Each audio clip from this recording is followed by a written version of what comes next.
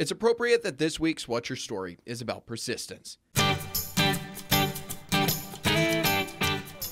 Doing well. Any of you guys interested in doing What's Your Story with KATC? Not me. I gotta get my hair done. I gotta look good on the TV.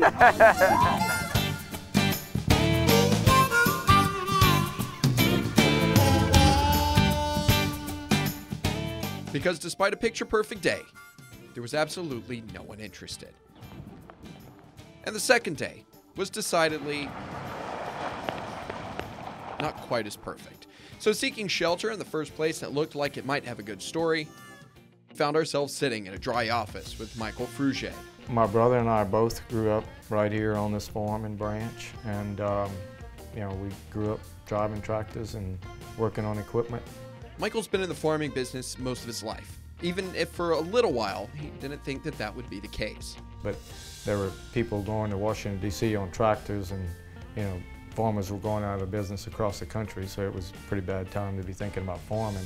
Instead, thinking that farming would be a means to a different life. We started farming crawfish while we were in college just to make a little extra money. It was better than working for minimum wage. And although for a little while Michael donned a suit and tie, working a corporate job in Miami, it was only a matter of time before he found himself back on the farm.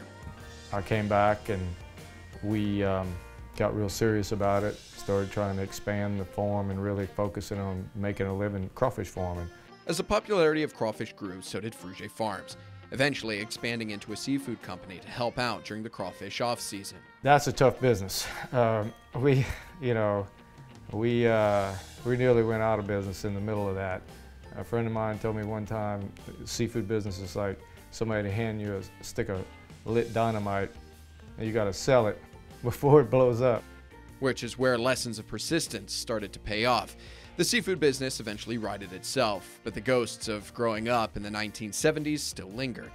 Things can get rough, and so I've probably always been a little bit paranoid of what might happen. Always looking ahead and worried about falling rice prices, Michael decided to expand once again. This time into rice vodka. Naming the spirits after a great uncle whose legacy still looms large in the family. John Millick was my great-great-uncle. He was sort of the patriarch of the family. He literally immigrated to Louisiana in a covered wagon in the late 1870s.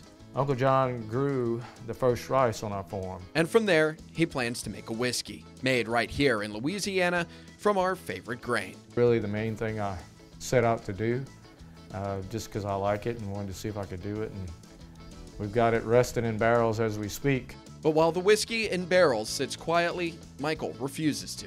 I'm always looking forward. I'm always looking way ahead to see what might be out there and how we build, a better foundation for what we do. Using that sentiment beyond business and even helping build a baseball field so his son's team would have a place to practice. We were practicing and working hard, and we were on a team and they didn't have a place to practice. We borrowed a field from a guy and they had an old abandoned field, and I said, well, what about that one, And he said, have at it. If you want to fix it, go for it. I don't think they really thought I'd actually see it through. Showing once again the power of persistence.